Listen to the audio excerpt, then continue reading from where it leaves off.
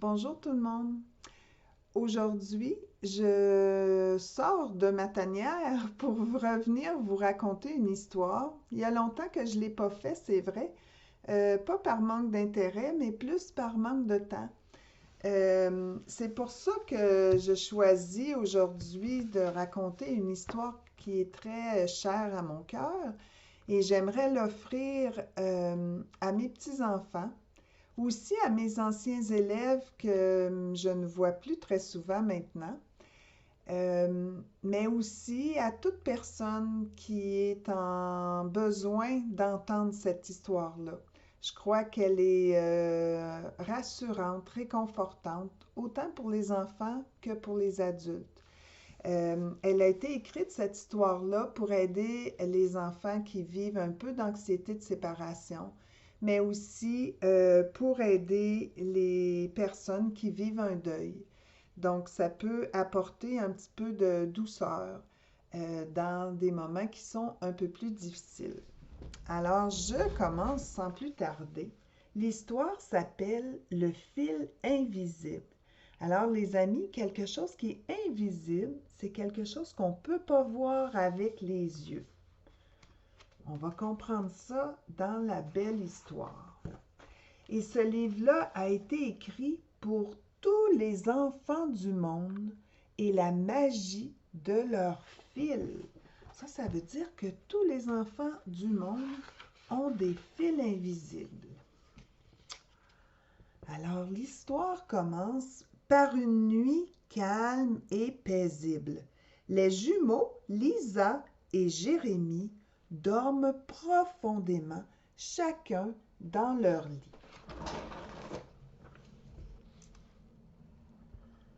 Tout à coup, il se met à pleuvoir à verse. Le tonnerre gronde si fort que les enfants se réveillent. C'est vrai que les orages et le tonnerre, ça nous réveille parfois.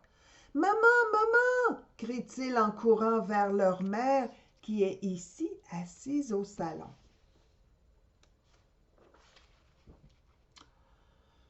Ne vous inquiétez pas, dit-elle, c'est le tonnerre qui fait ce bruit. Retournez vous coucher. On veut rester près de toi, proteste Jérémie. On a peur. Sa mère répond. Vous savez qu'on est toujours ensemble, quoi qu'il arrive. Mais comment peut-on être ensemble si toi tu es ici et que nous sommes dans nos lits? Demande Lisa. Pas une question, hein? Sa maman tient quelque chose dans les airs. Est-ce que tu vois quelque chose, toi, là? On dirait que c'est invisible. Moi, je vois pas rien. Alors elle dit, voilà comment. Les enfants, en frottant leurs yeux ensommeillés, se rapprochent pour voir qu'est-ce qu'elle tient. J'avais à peu près votre âge quand ma maman m'a parlé du fil invisible, dit leur maman. Je ne vois pas de fil, dit Jérémie. C'est un fil invisible. On n'a pas besoin de le voir. Les gens qui s'aiment sont toujours reliés par un fil très spécial fait d'amour. Mais si on ne peut pas le voir, comment sait-on qu'il est là? Demande Lisa. Même si on ne le voit pas avec nos yeux, on peut le sentir au fond de notre cœur et savoir qu'on est toujours lié à ceux qu'on aime.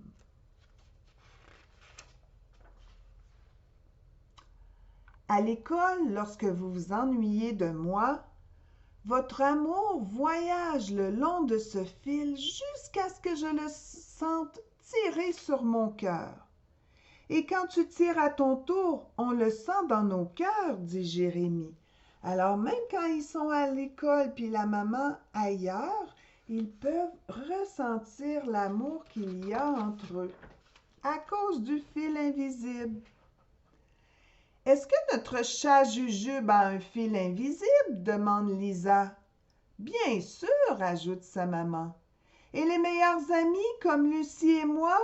Les meilleurs amis aussi. Jusqu'où peut aller le fil?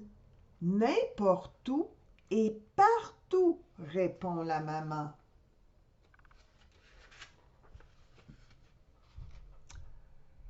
Est-ce qu'il se rendrait jusqu'à moi si j'étais un capitaine de sous-marin au fond de l'océan? Demande Jérémie. Oui, dit la maman, même là au fond de l'océan.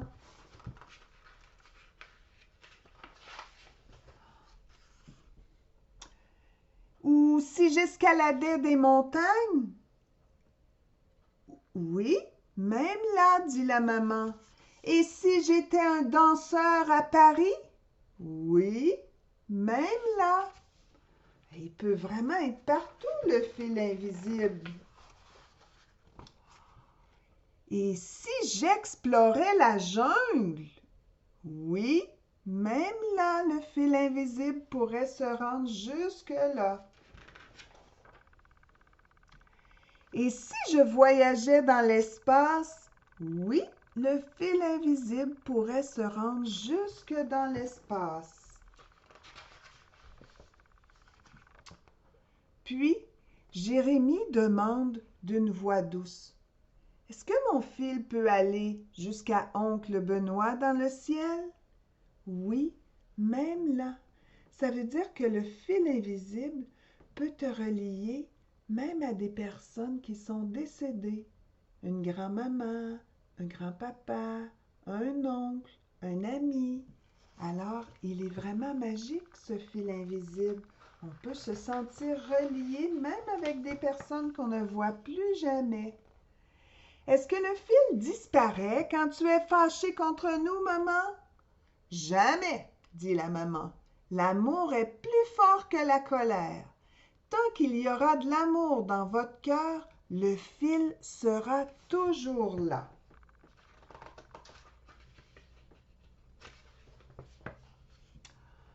Même quand vous grandissez et que vous vous disputez à propos du choix d'un film, d'un jeu dans la voiture ou de l'heure d'aller au lit, oh, mais c'est vrai, vous devriez être au lit tous les deux, dit la maman. Oups, elle était en train d'oublier, hein? Les jumeaux éclatent de rire et leur maman les raccompagne dans leur chambre en vitesse. Quelques minutes plus tard, ils sont endormis, même si la tempête fait toujours rage à l'extérieur. Alors maintenant qu'ils connaissent l'existence du fil invisible, même si la maman est dans le salon puis eux dans leur chambre, ils se sentent en sécurité.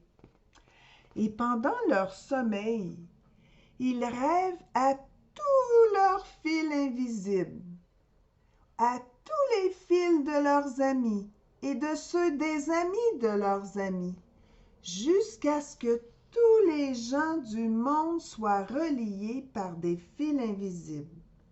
Et au fond de leur cœur, les enfants voient clairement que personne n'est jamais seul. Regarde toutes ces personnes qui ont des fils invisibles. Alors l'important, c'est de savoir que ce petit fil invisible-là, qui part de ton cœur et va vers toutes les personnes que tu aimes. Tu n'en as pas juste un, tu en as un avec ta maman, avec peut-être ton papa, avec peut-être une grand-maman, un ami, un chat, un cousin.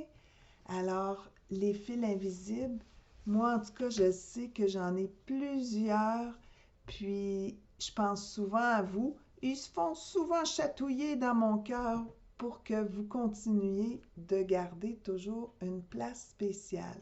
Alors, même si je ne vous vois pas souvent, vous êtes toujours là. On est toujours reliés. Et sur ce, je vous embrasse et je vous invite à partager cette histoire-là avec des gens que vous aimez et à qui vous pensez que ça pourrait faire du bien. Au revoir, à la prochaine!